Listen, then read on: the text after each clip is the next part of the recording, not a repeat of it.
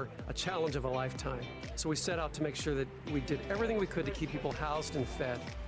Our partners in this are SALAF, that's the Salvadoran American Leadership and Education Fund, along with Sustainable Economic Enterprises of Los Angeles. We partner with them on several farmers markets in the 13th District.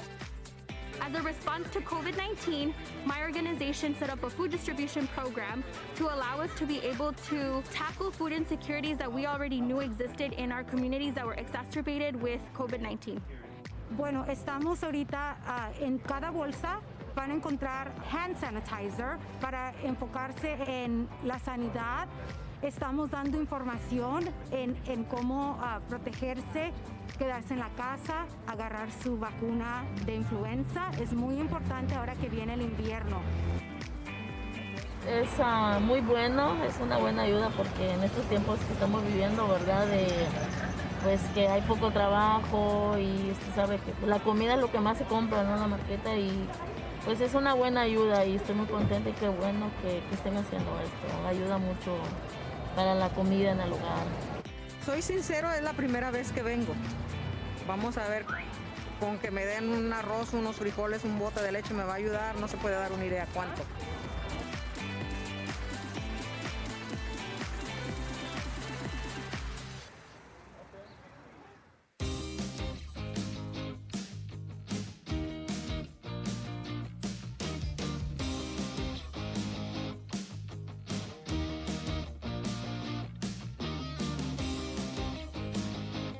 It's a pretty awesome event today. We're giving away food, trees for the community.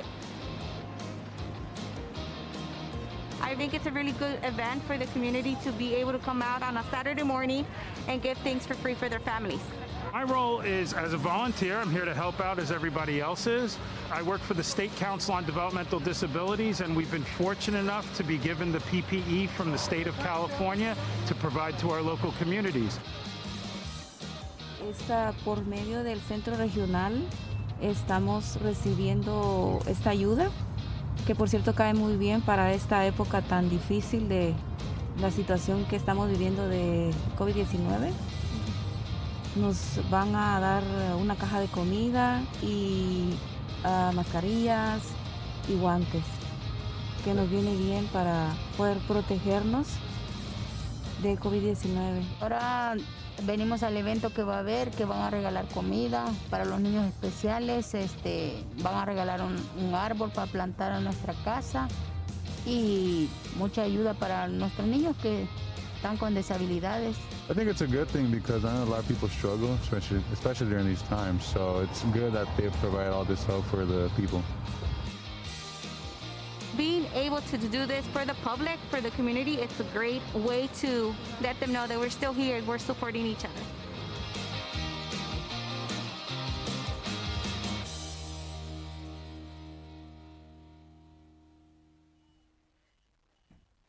It's time for the age-old debate of when you can start playing holiday music. For me, I say 2020 has been one heck of a year, so let the season of joy begin as early as you like. Well, the team over in CD8 agrees with me.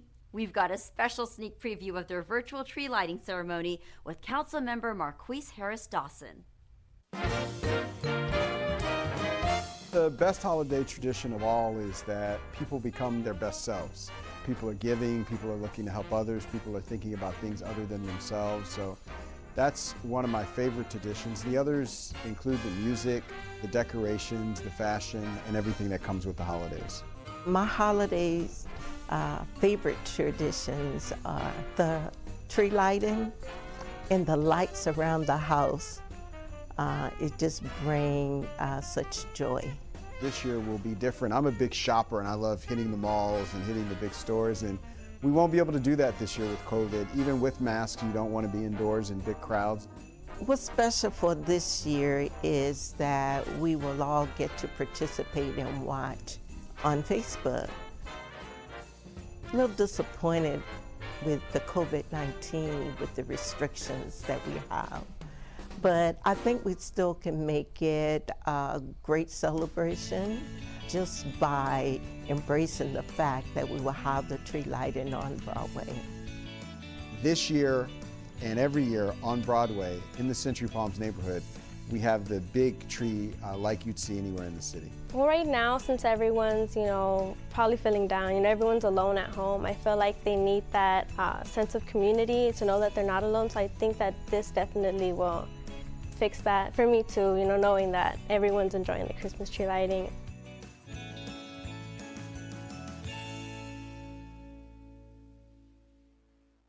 LA Sanitation celebrates America Recycles Day.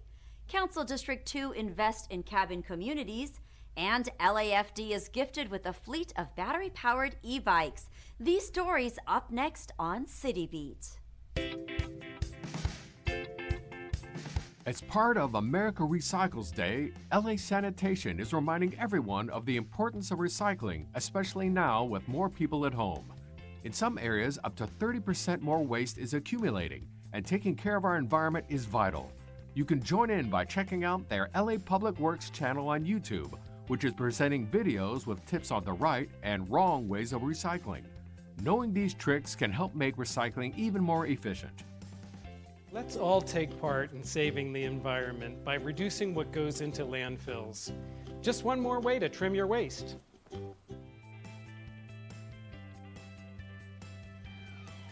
People experiencing homelessness in Council District 2 will soon have a chance to have a place they can call home. The Cabin Home Project, which is being constructed at 11471 Chandler Boulevard, is an innovative 75-bed project aimed at giving people a chance to start over. The project was launched by Councilmember Paul Kerkorian and is set to open in February of next year. It's a piece of property that was otherwise just blighting our community, and now we've turned it into a cabin community that will play a really important role in housing the unhoused in Council District 2. Bike retailer and manufacturer Aventon, based out of Ontario, presented the LAFD's Bike Medic team with a fleet of battery-powered e-bikes. According to Aventon, the 4 e-bikes can travel up to 40 miles at speeds up to 28 miles per hour. LAFD's Bike Medics provide support at LAX and are at events occurring at Dodger Stadium, USC football games, and at the LA Marathon. Last week, we introduced you to the visionaries that created a new supportive housing site for families and transition-age youth in CD9. This week, we meet some of the people that will have a new home at Residences on Main. We are at 69th and Main at my new apartment building.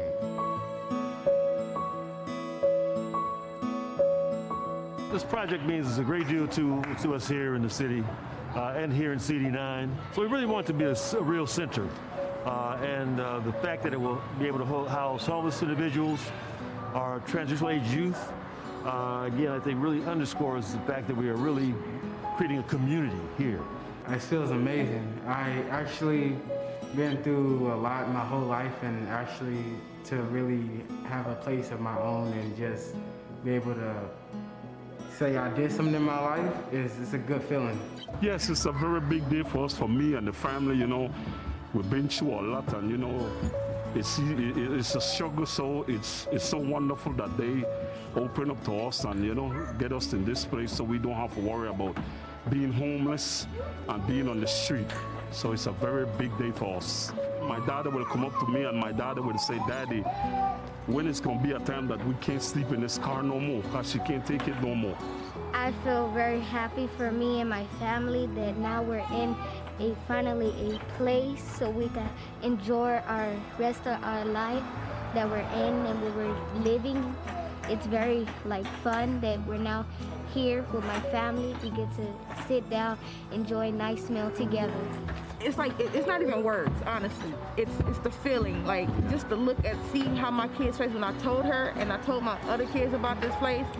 The look on their face, it's like Christmas for them. Yeah. Without the tree and without the present. This is a present. If you could get housed, I feel then you can move on with your life, and I feel like nobody should give up on housing. I don't feel right with people just sleeping on the street and just having to go through that situation. What an amazing story. This is one of several housing projects in Councilmember Price's district. According to CD9, they are on track to build 872 permanent supportive housing units in the short term. November is National Alzheimer's Month, and this week I sat down with Dr. Helena Chu of Keck School of Medicine to discuss her world-renowned research on the disease and its connection to cardiovascular health. November is Alzheimer's Awareness Month. 5.8 million Americans aged 65 or older are living with Alzheimer's dementia. To talk to us more about this disease is Dr. Helena Chu, Chair and Professor of Neurology at USC's Keck School of Medicine. She is internationally recognized for her research on Alzheimer's disease and vascular cognitive impairment. This is a very important disease, and especially with this month. And the number of growing cases. First of all, talk to us a little bit about Alzheimer's and what are some early symptoms that people should be looking out for? Alzheimer's disease is the most common cause for dementia as we get older. It's an example of a neurodegenerative condition where the nerve cells and the circuits in the brain that allow us to form memory and solve problems slowly fail. Alzheimer's disease is defined by a buildup of several misfolded proteins called plaques and tangles. And one of the earliest signs of Alzheimer's is a difficulty in recording and retaining new information that we are experiencing. You know, this disease, it's so scary in a sense because they don't have a cure for it. So can it be completely prevented? Yeah, well, the big high blood pressure, diabetes with high sugar, glucose, high cholesterol, those we have really good lifestyle and medications to bring them into control. You know, stop smoking, that's a big risk factor, keeping weight in the ideal window, exercise, healthy diet, all of those things can protect the health of blood vessels and significantly reduce the risk of stroke and therefore damage from stroke to the neurons and their circuitry. For someone who wants to be a part of this study, what is the criteria? We're looking for the healthier vessels, healthier brain for individuals who are over 60 and who have a diagnosis of early diabetes or pre-diabetes, who are not taking insulin and who are willing to be followed annually for about 5 years.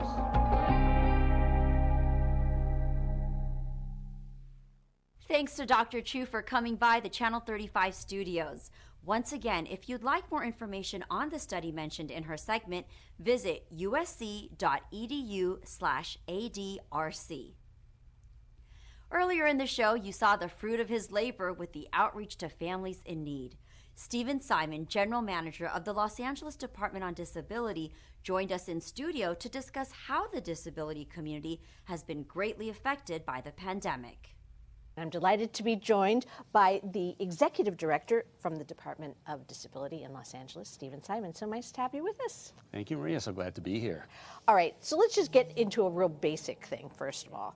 How does the Department on Disability define the word disability? Well, we define it very broadly. I mean, our baseline is the Americans with Disabilities Act, and they consider any impairment, mental or physical, that limits someone's substantial life activity. So dressing yourself, for example, getting out to transportation or work could define you as having a disability. What are some of the things that the department does to assist people who might have these issues that impact their lives?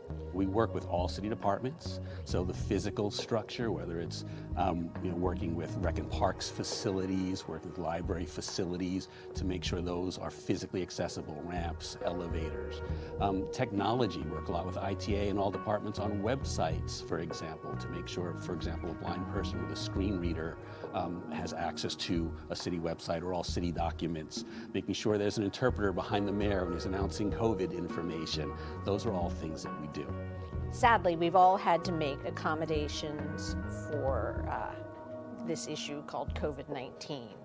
And I know that people, with these disabilities perhaps have been hit in ways that we're not aware of or have had to manage issues that we would have not thought about. The COVID pandemic has obviously impacted all of us, and like you said, it's really been a struggle for folks.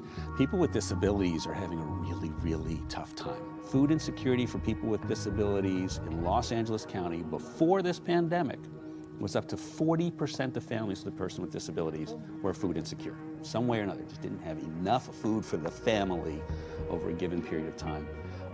So that's a struggle when you can't now, just go out safely and go to the supermarket as a person with disability. Our department staff, particularly our community outreach and education staff, put together a food and meals program for people with disabilities that was unprecedented. It didn't exist here in LA. We first started working with community-based organizations and independent living centers who were bagging up groceries to deliver to their clients. So we just tried to help them out in doing that. It was an extraordinary effort, and we served 180,000 meals from April to maybe mid-July. And we have just relaunched the program. We had to stop it because we had no resources for it. We literally relaunched that program this past Monday and plan on feeding people through the end of the year. Thank you so much, Stephen, for being with us. In our feature story, we meet filmmaker Ian Skoroden, who is a leading voice in the Native American community with his festival, LA Skins. We zoomed with Ian to talk about the festival and the incredible outreach he's doing for emerging Native American artists as they seek better representation in Hollywood. The LA Skins Fest started 14 years ago, and I myself am a filmmaker. I've been, working in film as a writer, director, and producer for many years at a feature at Sundance. And I moved to Los Angeles many years ago, and I just saw that there was not a genuine connection between the Native American community and the entertainment industry. And having been to several high-profile film festivals like Sundance, in Europe, across the country, etc. I just saw how film festivals really help filmmakers. It's more than just having a screening. It's more than just putting something on your resume. It's really important that they provide something for you professionally and on a genuine level. And I wanted to provide that for the Native American community. We have programs throughout the year. So for example, we have a TV Writers Lab every spring. It just wrapped its 5th year. We have a feature film lab, Writers Lab in the fall. We have our film festival in November. And then we have an animation lab every December now. But because everything is now virtual, we don't do anything in person. We don't expect our selected fellows to come to Los Angeles. We have been able to expand our outreach, and we've gotten a lot more applicants. We're able to expand the amount of fellows. Honestly, coming to Los Angeles for extended periods of time, that could be economically very challenging from somebody from a reservation or a rural community. So they are able to stay where they're at, and they can still participate. There's, I think, like 3 components that are important to us for the film festival. And as a filmmaker, what you like to see is, not only like a great screening, and that includes having a big audience at a great venue. So that's why we're housed at the Chinese Theater. We've been there for 5 years now. Also, the Academy of Motion Picture Arts and Sciences, they donate a theater. So as a native filmmaker, you really have an advantage there where you're having your film screen at some of the top venues in Los Angeles. But beyond that, we want to provide professional opportunities. So there are other festivals, representatives, so that can lead to another screening at another community or another festival for our filmmakers. And then also there's an opportunity to maybe sell your material. We had in years past, we've had an agreement with Comcast where they would purchase the films from our festival and stream them on their Xfinity service. So having a distribution platform also is important. And then also beyond that is finding new work. Having industry people available, having industry people who help those talented individuals grow their career and provide opportunities there. When we can, hit those marks, that's really satisfying to me in terms of all the work that we do in trying to provide a really great event that is genuine on many levels. El Pueblo does digital story time. Barnsdale Arts Center takes their arts and crafts fair online, and learn to prepare nutritious foods on a budget. It's all up next on Virtual Things to Do. The El Pueblo Historical Monument presents their storytelling session series to young readers who can follow along online. With the Safer at Home initiative in effect, education and reading don't have to be put on hold. Enjoy the world of reading from the safety of your home with El Pueblo Storytime Sessions on YouTube. Art aficionados, staying indoors doesn't mean you can't check out and purchase some amazing works to add to your collection. Add vibrance to your homes with art through the Barnstall Virtual Art and Craft Fair. Happening now through December 31st, take this opportunity to visit barnstallartcenter.org and get started viewing. Having a nutritious diet doesn't have to break the bank. Let the health and nutrition class with Selena be your ticket to enjoying a healthier diet without dishing out the cash. Have a nutrition expert teach you which foods can help promote overall wellness. To join, email literacy@lapl.org for the Zoom link and login information and take the first step toward a healthier lifestyle. And that's a look at some virtual things to do.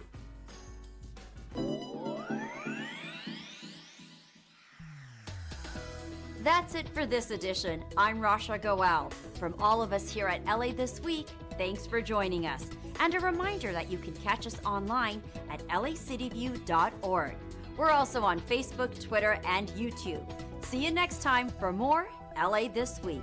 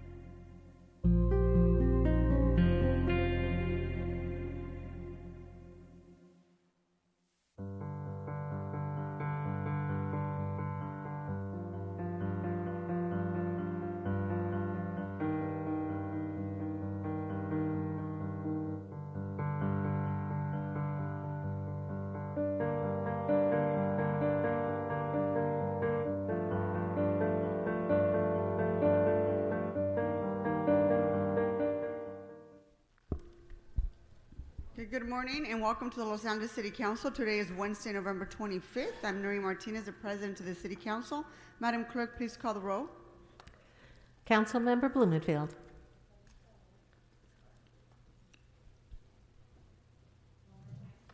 Blumenfield. Blumenfield present. Thank you. Bonin.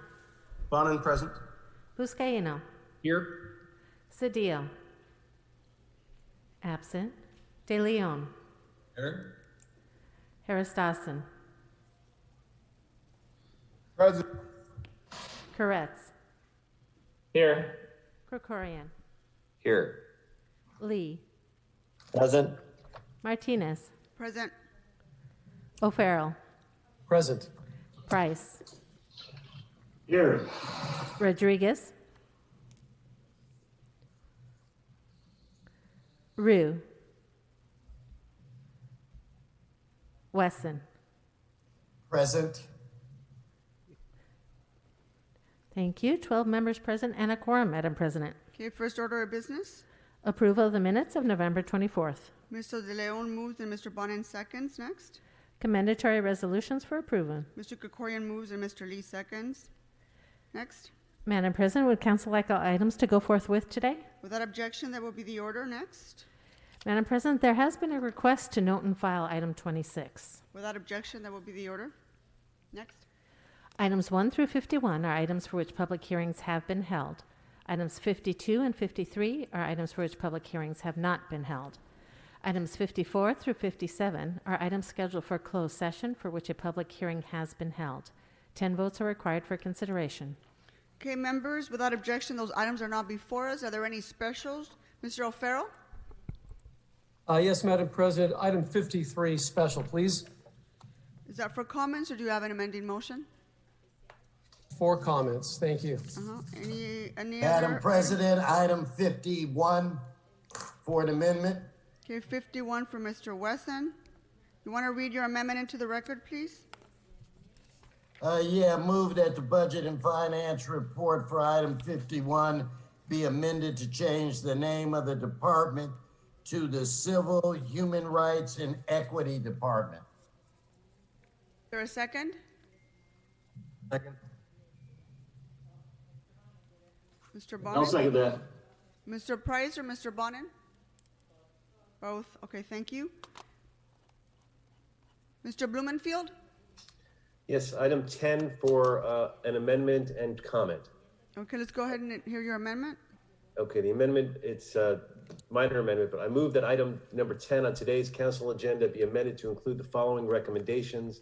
1, instruct the Bureau of Contract Administration with the assistance of the Chief Procurement Office to report back on current data collection and reporting mechanisms that exist for departments to report adequate and consistent data to the City Council on business inclusion participation rates. Further, instruct BCA to include the report recommendations on establishing controls, ensuring the standardization of the VIP data collection and reporting by the city departments, and regularly publish or make the data available via a public dashboard.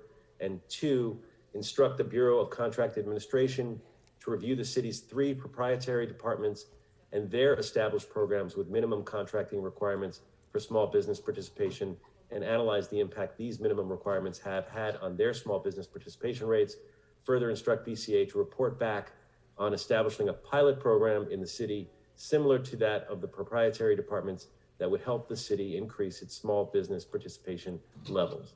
And Mr. Krikorian has agreed to I forget if you're co-presenting or seconding. But I am delighted to join Mr. Price in that effort. Okay. So Price let me just and understand. Krikorian, So is Mr. Krikorian a co-author or a second? it doesn't matter. Okay. I will be happy to co-present if that's a possibility, for sure. Second. And I'm happy to second. Hold on for just a second, gentlemen. So there's Mr. Krikorian will co-present this with Mr. Bonin, and Mr. Price will second. Mr. Blumenfield. I'm sorry, with Mr. Blumenfield. And Mr. Price is going to second that amendment, okay? Thank you. Any other items, Mr. Blumenfield? That's it. Thank you. Mr. Lee? Thank you, Madam President. I have 2 minor technical corrections for items number 5 and 39. Let's start For with item number number 5, in the last sentence of the motion, it currently reads the Oak Ridge Estate Historical Cultural Monument, number 484. It should read the Oak Ridge Estate Historic Cultural Monument. Okay, that's only a technical amendment on item number 5, so we should be okay there. What's the next one?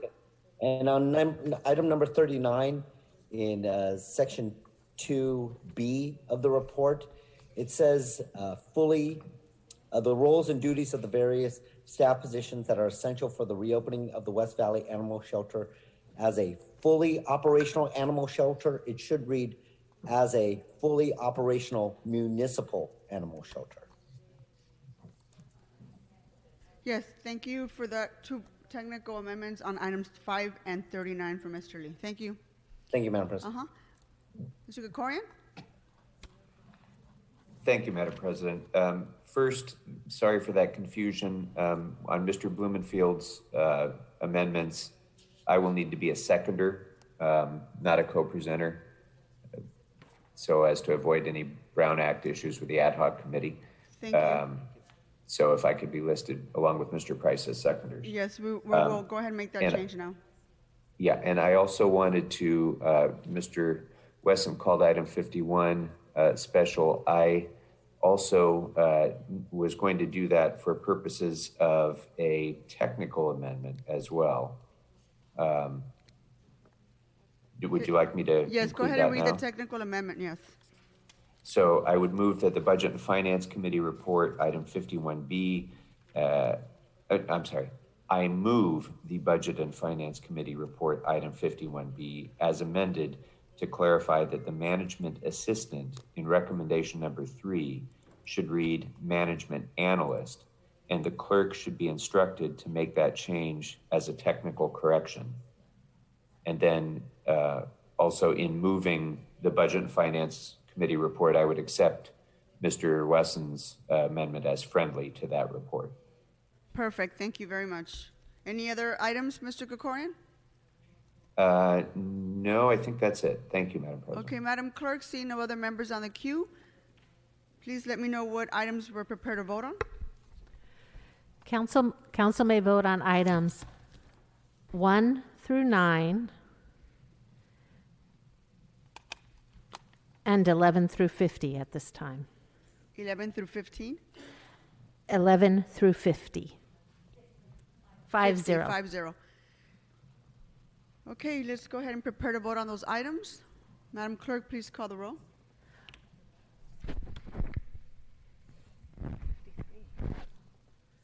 Thank you. Blumenfield. Blumenfield, aye. Bonin. Bonin, aye. Buscaino. Aye. Cedillo absent. De Leon. Aye. Harris Dawson. Yes. Koretz. Aye. Krikorian. Aye. Lee. Aye. Martinez. Aye. O'Farrell. Aye. Price. Aye. Rodriguez.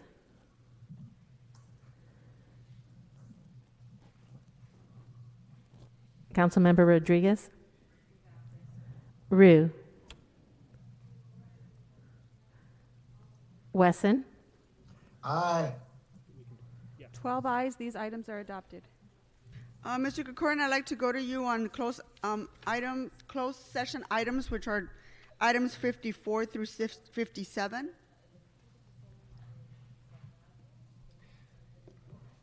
Thank you very much, Madam President. So each of these items, 54 through 57, are settlement proposals that were considered by Budget and Finance, which recommends approval of the city attorney's recommendations. And each of those matters could be considered in open session unless members have questions or concerns that they'd like to take into closed session. Members, are there any questions on these items? Mr. City Attorney? Oh, hold on for just a second, Mr. City Attorney. Mr. Buscaino? Thank you, Madam President. I'd just like to voice my opposition and no vote for 55, 56, and 57. Okay, we're going to take that item separately, 55. Okay, Mr. Buscaino, did you say 55? 55, 56, and 57, Madam President.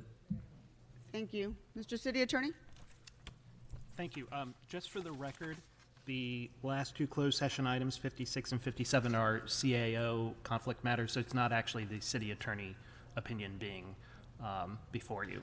It's the CAO opinion. Thank you for that clarification. Okay, Madam Clerk, go ahead and read those into the record and prepare to vote on these items. Thank you, Madam President. For item 54, in regards to pending litigation with American Teleconferencing Services, Ltd., there is a recommendation to approve a settlement in favor of the city valued at $516,070. For item 55, in the case entitled Catherine Walker et al. Versus the City of Los Angeles et al. And G.P. a minor et al. Versus the City of Los Angeles et al., the recommendation is to approve the city attorney's recommendations.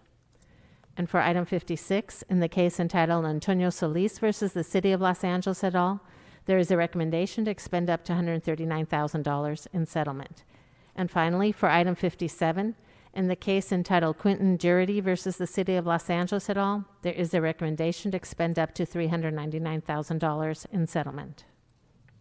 Okay, let's go ahead and vote on item 54, and then we'll take the other three together. Please open the roll. Thank you. Councilmember Blumenfield. Blumenfield, aye. Bonin. Bonin, aye. Buscaino. Aye. Cedillo absent. De Leon. Aye. Harris Dawson. Yes. Koretz. Aye. Krikorian. Aye. Lee. Aye. Martinez. Aye. O'Farrell. Aye. Price. Aye. Rodriguez. Absent. Rue. Aye. Oh, excuse me. Councilmember Rodriguez is an aye. Rue. Wesson. Wesson, aye. 13 ayes. This item is adopted. Okay, let's go ahead and vote on items 55 through 57. Please call the roll. Would you like to vote on item 56 also? I'm sorry, yes, 55, no, I said 55 through 57. Okay, thank you. Councilmember Blumenfield. Blumenfield, aye. Bonin. Bonin, aye. Buscaino. No. Cedillo absent. De Leon. Aye. Harris Dawson. Yes. Koretz. Aye. Krikorian. Aye. Lee. Aye. Martinez. Aye. O'Farrell. Aye. Price. Aye. Rodriguez. Aye. Rue. Yes. Wesson. Aye. 13 ayes and 1 no. These items are adopted. Okay, members, we're going to move on to public comment. Madam Clerk, can you please read the call-in information? Thank you, Madam President. As indicated on the agenda, members of the public wishing to offer public comment should call 669-254-5252 and use meeting ID number 160-535-8466 and press pound. Press pound again when prompted for participant ID. Once admitted into the meeting, press star 9 to request to speak. And again, call 669-254-5252 and use meeting ID number 160-535-8466 and press pound. Press pound again when prompted for participant ID. Once admitted into the meeting, press star 9 to request to speak. And to members of the public calling in to speak, when it's your turn, please state which of the agenda items you'd like to speak on. You have 1 minute per item to speak, up to 3 minutes total, and 1 minute for general public comment. We'll tell you when your time's up. When speaking on the agenda items, you must be on topic. Our goal is to get through as many speakers as we can. If you're not speaking on topic, or if we can't tell whether you're speaking on topic, you'll get one brief warning from me or the president. If you do not immediately get clearly on topic or again stray off topic, the president will cut you off and you'll forfeit the rest of your speaking time and we'll move on to the next speaker. We'll take 20 minutes total of public comment. The items that are open for public comment are items 10, 52, and 53. That's 10, 52, and 53. I don't believe that Mr. Wesson's nomenclature change to 51 or the small technical amendment by Mr. Krikorian requires to reconsider 51. Finally, for members of the public calling in to speak, as soon as you hear someone address you, you're live in the council meeting. If you're also listening to the council meeting on your computer, channel 35, or other device, please turn down those volume on those devices immediately. As soon as you hear us address you on the telephone, please press *6 immediately to unmute yourself so that you can tell us which items you're interested in. We can begin with public comment, Madam President. Go ahead and take the first caller. Caller with the phone number ending in 9125, please press *6. Please state your name and the item you'd like to speak on. Good morning, council members. This is Amy Turk, CEO of the Downtown Women's Center. Thank you so much for approving item number 43, designating unaccompanied women as a recognized homeless subpopulation in the city of Los Angeles. Downtown Women's Center is the only organization in LA exclusively focused on this population, including unaccompanied women who are individuals experiencing homelessness without partners, children, or dependents.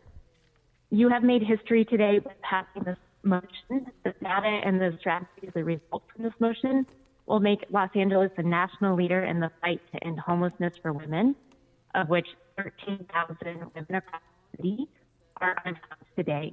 And of course, this disproportionately impacts women of color and seniors. And we would just give gratitude to Council President Martinez for offering this critical motion. Thank you. Thank you, Speaker. Caller with the phone number ending in 1148, please press *6.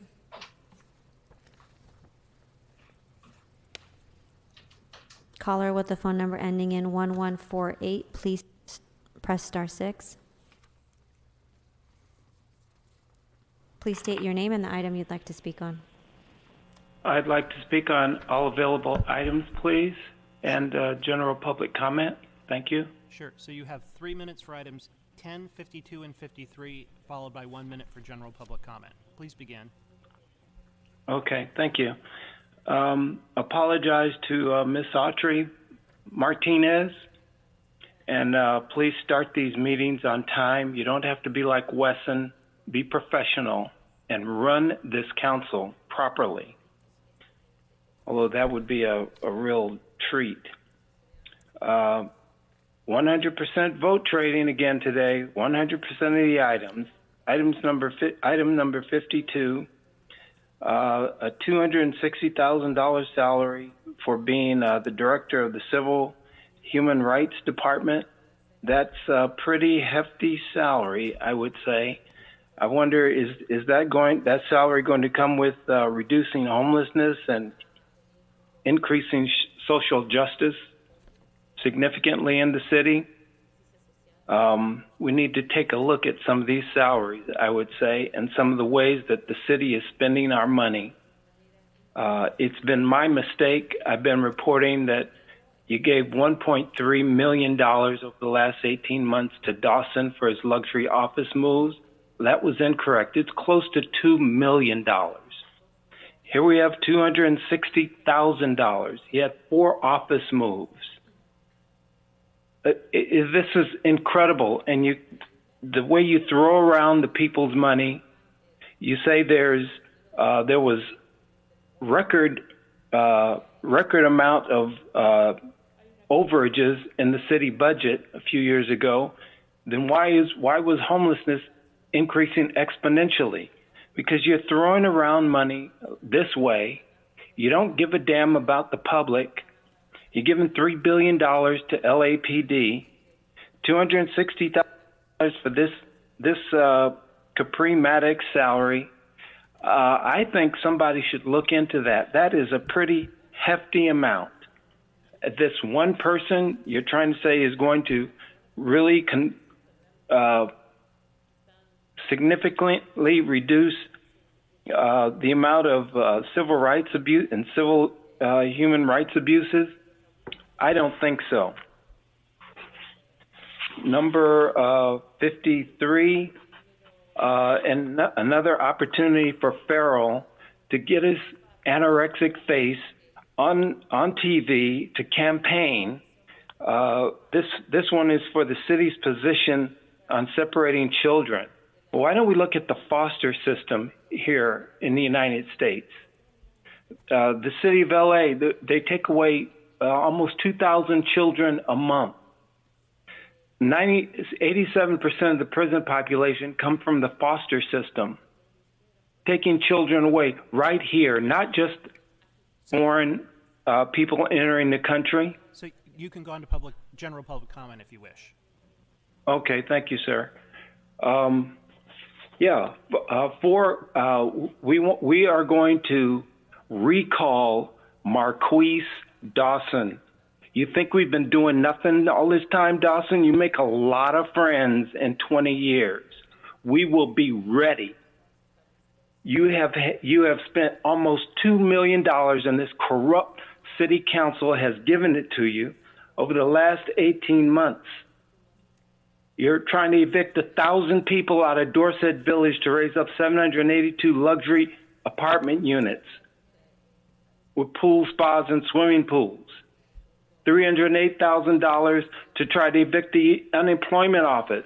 $488,000 for your fame office. $500,000 for Vermont and Manchester. $541,000 2 weeks ago. This corrupt council gave you. And you're talking about, you went through a roundtable yesterday. Bush Caeno blamed the adjoining cities for homelessness. Farrell blamed the county. Cedillo blamed the CAO budget office. You people need to all be voted out, especially Dawson. We are going to recall this guy. Recall Dawson. Calling police on grandmothers. Thank you, Speaker. Thank you. Recall Dawson. Next speaker, please.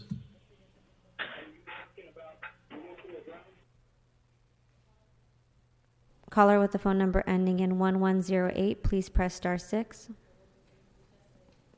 Yeah, hi, it's Daniel Gus. All items in general public comment, please. Sure. So you have 3 minutes on items 10, 52, and 53, Mr. Gus, followed by 1 minute for general public comment. You got it. Thank you so much. Council members, item number 10, it's a good idea, and I'm happy to see it. Just based on observations of the council and previous incarnations of the council, I'm concerned that it doesn't specify that it should not include relatives of the city's elected officials. For example, Mr. Price's wife is Mr. Price's more recent wife, as opposed to the other woman to which he was recently married. His wife is a very successful real estate professional and has had quite a significant amount of contracts and earnings from the city. Well, what happens if somebody can offer better terms, better results at a better price, who's not in the area? And I'm concerned that item number 10 is well-intentioned, but fails to exclude relatives of the city's elected officials. That said, also, if you remember, City Council, an earlier incarnation, had a ban on business with Arizona. And I'm concerned that this might be superficial because the Arizona ban evaporated as soon as it became inconvenient to do. So if you're going to do number 10, which is a good thing, I would suggest that you not make it as superficial as some of us feel that it's going to be. Item number 54, I echo Mr. Lynn Moses is concerned about what money this might pay. Although I will point out that Ms. Maddox is an attorney. She probably is very qualified for the job. I don't know, but I'm concerned about excessive salaries within the city. I do wish her luck. With regard to number 53, council members, this is a great idea, but where was it about 10 months ago when this was actually a thing? Where was it 2 years ago when this was actually a thing? Why are you doing it now in November of 2020 when Trump's on his way out the door And this was needed a year ago. This was needed 2 years ago. But if you're going to do it, I would suggest that you also add that the cages in which these children were kept in be dismantled, because it was the Obama administration that actually constructed the cages in which the children who were separated from their parents were kept in. So you should add a point that the cages should be dismantled, the cages that were constructed by the Obama administrations. Moving on to my general public comment a little early. Sure. Item number 39, thank you, Mr. Lee. That is good, effective efforts to do something good for your community, and I appreciate that, and I may write about it. Thank you to Mr. Blumenfield for seconding it. I wish Mr. Koretz had been a part of this, but thank you, Mr. Lee, for item number 39. Ms. Martinez, again, there is another story I'm working on about a Spanish-speaking only homeless woman in your area who's trying to get into a hotel with her and her cat or some sort of supportive housing. She lives a walking distance from your Van Nuys office, and there has not been a response from your office in a plea to get her help. Finally, council members, my new column, Ron Klain, FBI, should look closer at Eric Garcetti's skeletons. You are sitting on a time bomb in terms of things that are going to come back to bite both Eric Garcetti and the LAPD. You should be paying close attention to this column. Otherwise, the FBI will be on it, and you're going to look like you were complicit in what's about to be exposed. Thank you for your time. Thank you, Mr. Gus. Caller with the phone number ending in 5245, please press star 6.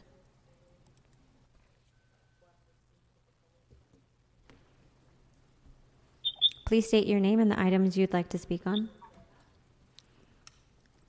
My name is Jones, and I want to make a general public comment.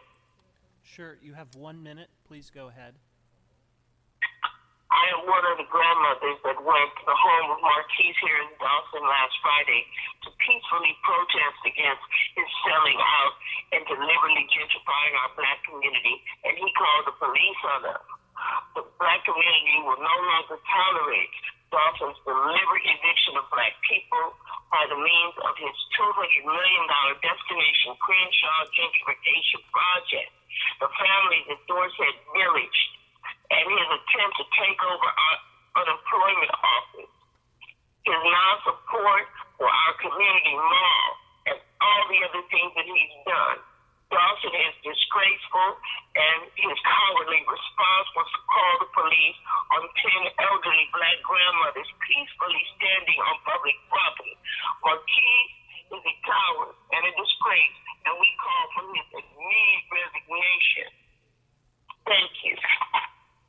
Thank you, Speaker.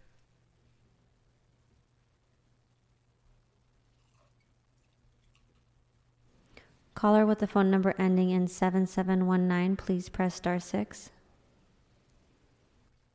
Please state your name and the item you'd like to speak on.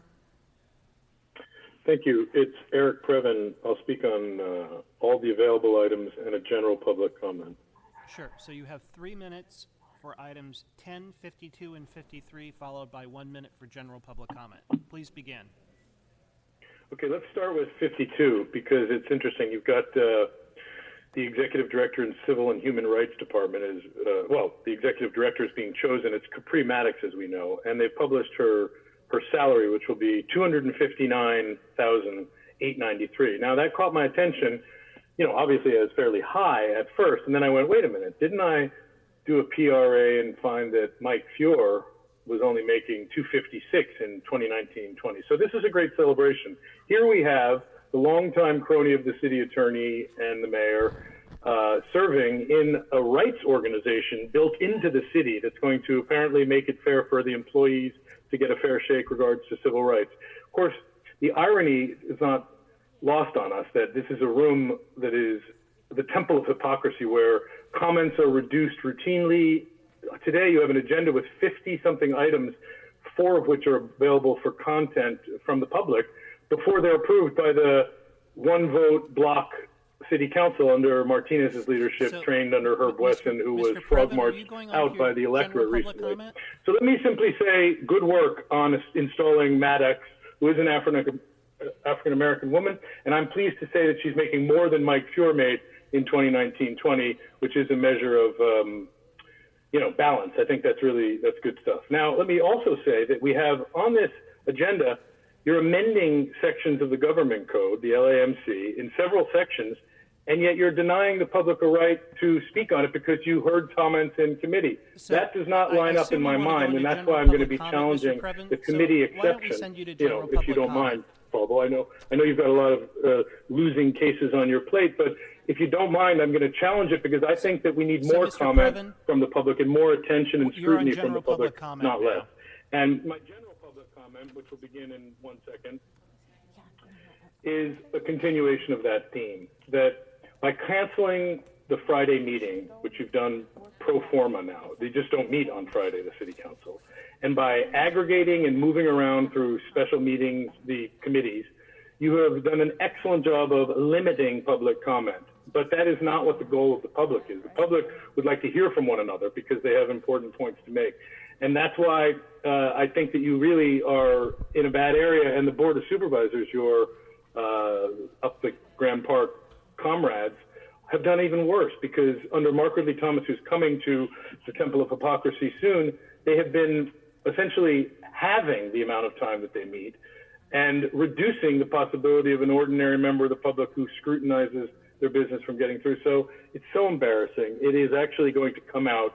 Finally, it will come out that the city and the county are hiding from the public because it's going so badly. We want policies that make sense. We want to be acknowledged, and we don't understand this process. And it's very, very bad. It's extremely bad. Thank you, Mr. Previn. Your time's up.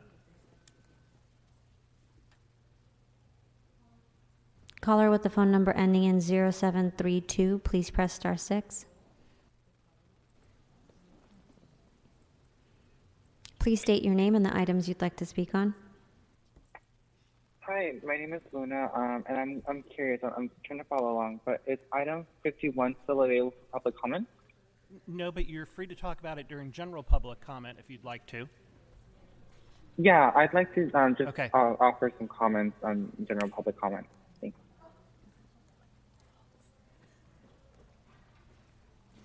Please begin. Okay, thank you. I wasn't sure if I had to wait for that.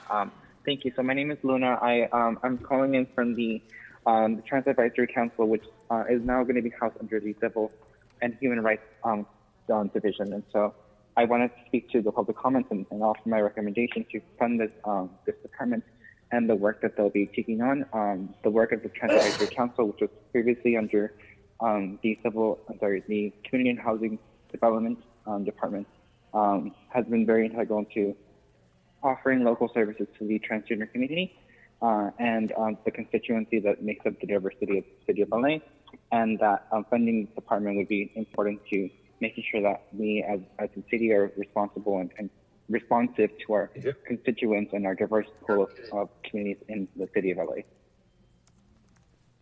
Thank you, Speaker. And that's it for my public comments. Thank you for considering this. Thank you. Caller with the phone number ending in 4208, please press star 6. Please state your name and the items you'd like to speak on. Hi, this is Rob Kwan. I'd like to speak on item 52, general public comment, and I'd like to speak on item 51. Respectfully, Mr. Fauble, if you are operating in a vacuum, you might be correct, but this isn't a mere name change. It's a clear attempt by Councilmember Weston to incorporate his proposed Department of Equity into this Department of Civil Rights. So you have 1 minute, Mr. Kwan, for item 52 and 1 minute for general public comment. Please begin. As I said, you're just plain wrong, Mr. Fauble. This isn't a mere name change. And, I have no opposition to this. It's actually something I suggested when Councilmember Weston proposed the Department of Equity last year. But I just think it's absolutely bullshit that you're trying to limit public comment in such an arcane way. With item 52, I think it's important to look at this salary, and people are making a big stink about it, and I understand that. But keep in mind that Michael Moore's drop payout would have covered 5 years of Capri Maddox's salary. 5 years of her salary. If they won't negotiate with you, LAPD, then go after their drop pensions and force them to the table. I'd like to thank Councilmember Lee for item 39. It's kind of a shame that it's taken the rest of his colleagues to 3 months to get this all the way up. But I was at the East Valley Animal Shelter, which is actually in CD6, on Friday adopting a dog, and it took about 2 hours, which I was fine with because I could see all of the employees were absolutely overwhelmed. It's really, really sad that you've allowed that situation to deteriorate. Again, where's our council president's mask? You were lecturing yesterday about how people have gotten COVID fatigue and don't want to play by the rules. You posted an Instagram video the other day telling people to wear their mask, but you don't want to wear your statement mask yourself. It's not just an accessory, it's actually a health need. Our council president was lecturing everybody about how she loves debate and discussion, and they are afraid of it. And that's a complete load of shit because we've all seen her bully that horseshoe from speaking up when it's something that she doesn't want to hear. We know she hates the public, but she doesn't even want to hear from her colleagues. Council President Martinez, if you're going to try to be Machiavellian when you haven't read the prints, I don't know what you expect to happen. I can mail you a copy to your office. If you're going to be craven, at least be effective.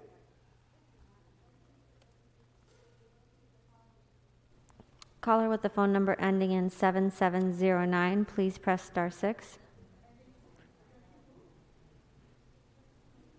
Please state your name and the items you'd like to speak on. Hi, good morning. My name's Susan Kolkowicz, and I'd like to just speak on general public comment. Sure, you have 1 minute. Please begin. Hi, again, I'm Susan Kolkowicz. I'm an advocate for women experiencing homelessness, and I'm calling to thank the council, to thank you for approving item number 43, designating unaccompanied women as a recognized homeless subpopulation of the city of Los Angeles. This escaping domestic violence led me directly to homelessness at the age of 55, which was a horrifying, humiliating, indescribable experience.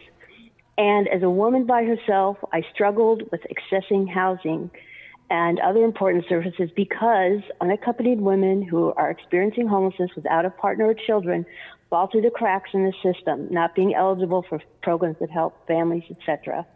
And the hard truth I learned was that as a traumatized, vulnerable, unaccompanied woman, I was going to have to spend a year, 365 days outside before I could be designated chronically homeless and therefore eligible for housing services. So council, by making this designation and this subpopulation be recognized, this will allow the collecting of data on the population and using that to design programs and services. Thank you.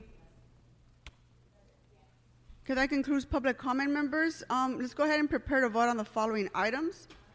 Let's go ahead and vote on item 52. Let's go ahead and open the roll. Councilmember Blumenfield.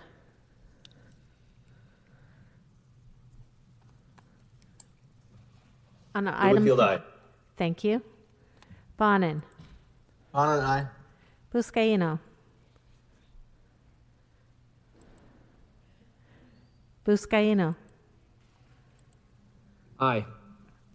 Thank you. Cedillo absent. De Leon. Aye. Harris Dawson.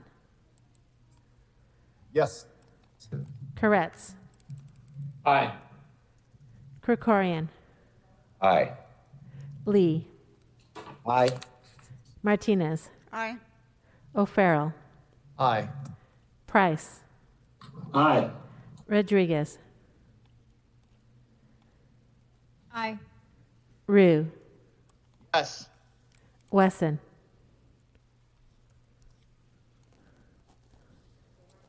Wesson.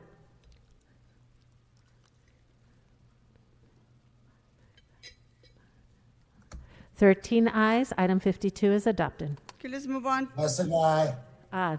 Thank you. For the record, Councilmember Wesson, aye. 14 ayes. Okay, let's move on to item number 10. Let's go ahead and vote on that as amended by Mr. Blumenfield. Go ahead and open the roll. Blumenfield. Blumenfield, aye. Bonin. Bonin, aye. Buscaino. Aye. Cedillo absent. De Leon. Aye. Harris Dawson. Yes. Koretz. Yes. Krikorian. Aye. Lee. Aye. Martinez. Aye. O'Farrell. Aye. Price. Aye. Rodriguez. Aye. Rue. Aye. Wesson. Aye. 14 ayes. This item is adopted as amended. Okay, let's move on to item 51. Let's go ahead and vote on that as amended. Please call the roll. Madam President? Yes, just Mr. So Krikorian. that I want to make sure everybody's clear, we're moving the Budget and Finance Committee's report as amended by myself and Mr. Wesson. That is correct. Let's go ahead and call the vote on item 51. Blumenfield. Blumenfield, aye. Bonin. Bonin, aye. Buscaino. Aye. Cedillo absent. De Leon. Aye. Harris Dawson. Yes. Koretz. Aye. Krikorian. Aye. Lee. Aye. Martinez. Aye. O'Farrell. Aye. Price. Aye. Rodriguez. Aye. Rue. Aye. Wesson. Wesson, aye. 14 ayes. This item is adopted as amended. Okay, let's move on to item 53. This was called special by Mr. O'Farrell for remarks. Yes, Madam President, thank you so much. So item 53 is the child separation resolution. And let me start by thanking you. I want to thank Mr. Wesson, Mr. De Leon, Ms. Rodriguez, Mr. Cedillo, and Mr. Price for all signing on to this. Earlier this year, colleagues, it was discovered that the parents of at least 545 migrant babies, toddlers, and children separated from their families under the Trump administration's zero tolerance policy cannot be found. Children separated from their parents at our southern border by our own government at the direction of Donald Trump has created profound suffering and created deep emotional and psychological trauma for the victimized families. Today, this council is not only denouncing this violation of human rights, we are demanding that the federal government reunite every last separated and traumatized child with their parents. We are a city that believes in basic human decency and compassion. With this resolution, we are calling upon every member of the U.S. Senate, House of Representatives, and the Office of the President to enact meaningful legislation that under no circumstances, aside from any threat of abuse or neglect, should babies and children ever be separated from their parents as they seek to enter the U.S. through asylum or any other means. Thank you, colleagues. And in this season of giving thanks and the holidays, we need to urge compassion, understanding, a return to basic decency, and hope for the new year. And therefore, I ask for your support. Okay, thank you, Mr. O'Farrell. Let's go ahead and prepare to vote on that item. Item 53, please call the roll. Blumenfield. Blumenfield, aye. Bonin. Bonin, aye. Buscaino. Aye. Cedillo absent. De Leon. Aye. Harris Dawson. Yes. Koretz. Yes. Krikorian. Aye. Lee. Aye. Martinez. Aye. O'Farrell. Aye. Price. Aye. Rodriguez. Aye. Rue. Aye. Wesson. Aye. 14 ayes. This item is adopted.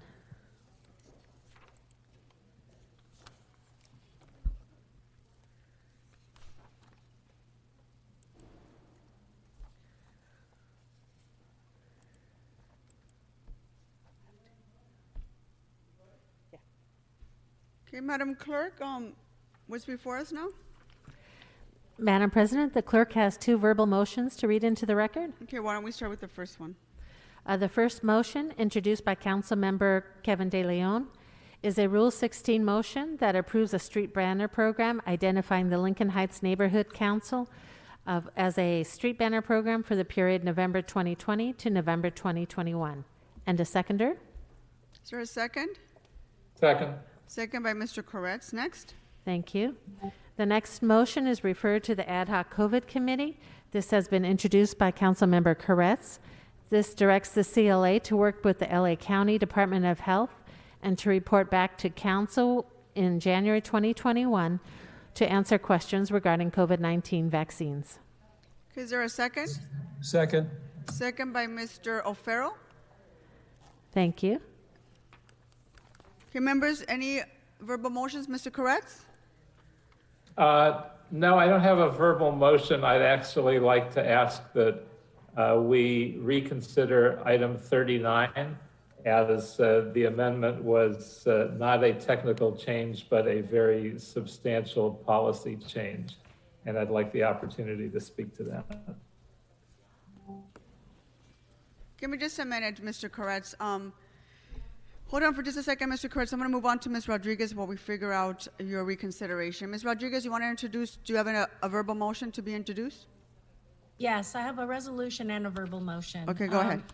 The first is I therefore move that the City Council instruct the CAO with the assistance of the City Chief Legislative Analyst and the Housing and Community Investment Department to monitor and report on the process by which the county will allocate Measure J funds and ensure that the city's priorities, such as alternative methods of crisis response, are funded.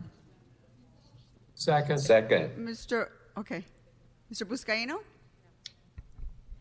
And I think that was Mr. Krikorian and O'Farrell. Mr. O'Farrell and the to next second, is thank you. now therefore be it resolved with concurrence of the mayor that by the adoption of this resolution, the City of Los Angeles hereby includes in its 2019-2020 federal legislative program support for the COVID Community Care Act, H.R. 8192, and the forthcoming Senate bill. Second. That's been seconded by Mr. Bonin. Any others, Ms. Rodriguez? And my apologies, I do have one more. Thank you, Mr. Okay, go ahead. Bonin. And the last is now therefore be it resolved by adoption of this resolution that the Los Angeles City Council hereby commends and congratulates Dacia E. Gonzalez for her exemplary service to the City of Los Angeles and extends best wishes for a happy and healthy retirement. Okay, is there a second? Second. Thank you. I'm sorry, we didn't hear the second. Can you repeat that, Mr. It was that a Mr. tie O'Farrell? between Mr. Blumenfield and myself. Mr. O'Farrell, thank you.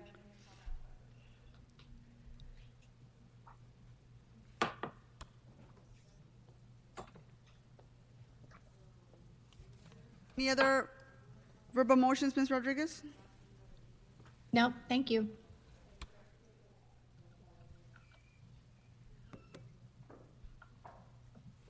Okay, members, we need to take a 2-minute recess while we figure out this reconsideration for Mr. Koretz. 2-minute recess.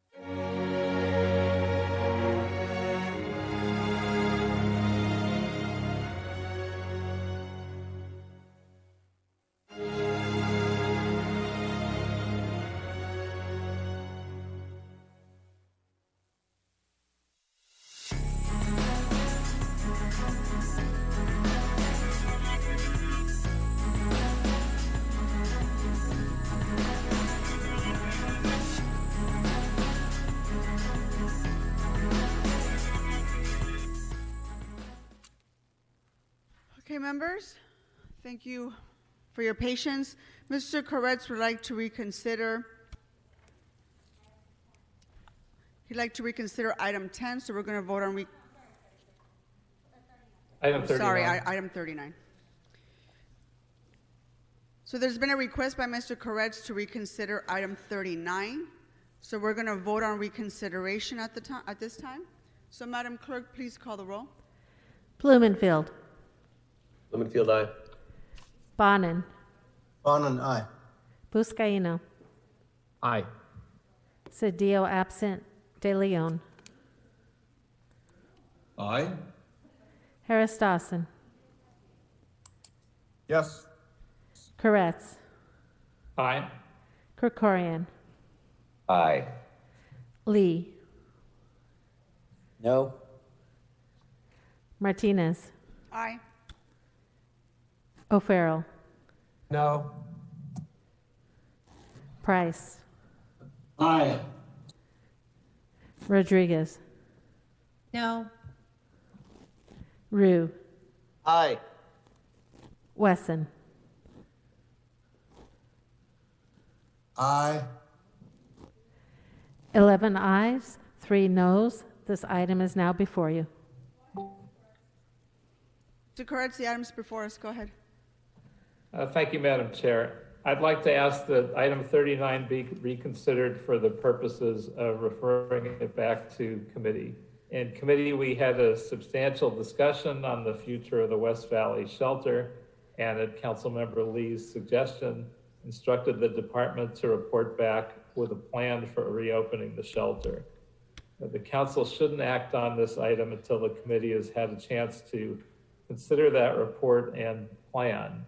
And the amendment, although maybe unintentionally so, in our view, without the benefit of the reported analysis, will tie the city's hands and not allow the possibilities that may be proposed, such as a hybrid municipal shelter. And so with the word municipal, it certainly may be interpreted that that would not be a municipal shelter. So I would ask that we have the opportunity to hear what the department's analysis is and their plan for the shelter.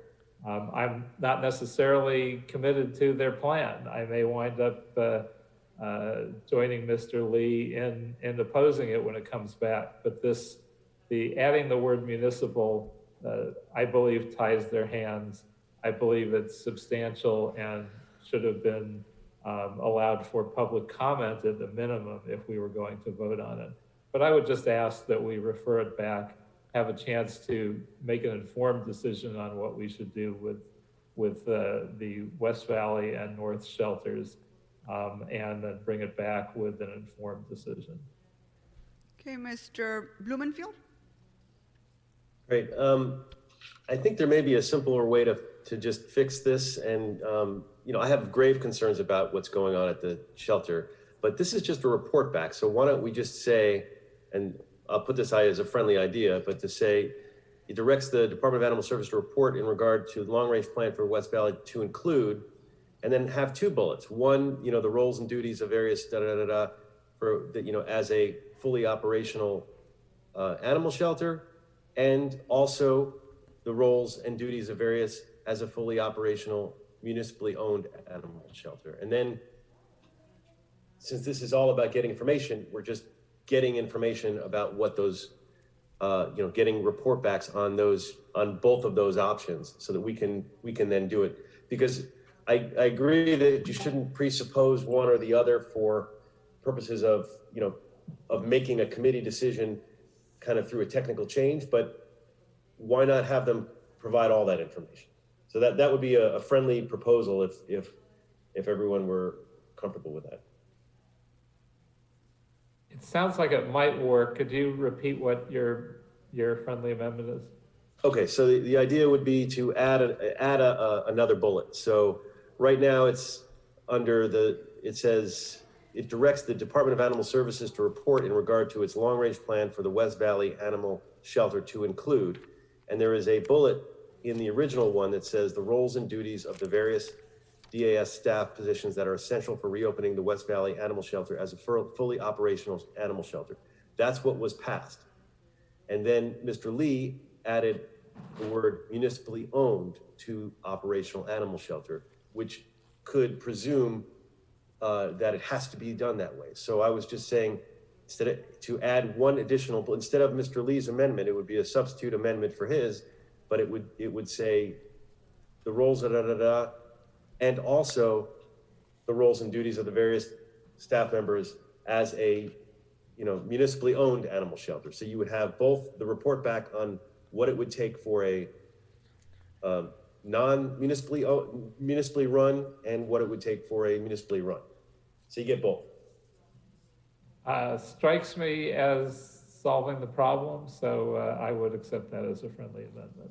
And I don't know, does that work for Mr. Lee in terms of hold on, Mr. Blumenfield? Because I share the concerns that you have about this animal shelter, and I just figure more information is better. So why? But if everybody's comfortable with that, that could be a way to land it. Mr. Lee, I need you to weigh in on this.